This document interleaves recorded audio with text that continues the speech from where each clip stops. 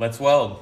Today I will be running 110 amps on 1/8 inch aluminum, a frequency of 120, which will allow us to keep a tighter arc cone, running a balance of 70, giving it a nice positive along the tungsten to cool down a little quicker and keep the life longer.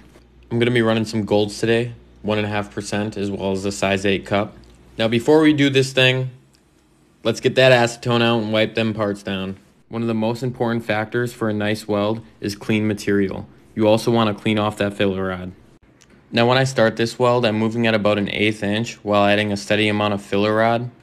Towards the end, I'm trailing off my foot pedal and doing a swirling motion to stop any craters from forming.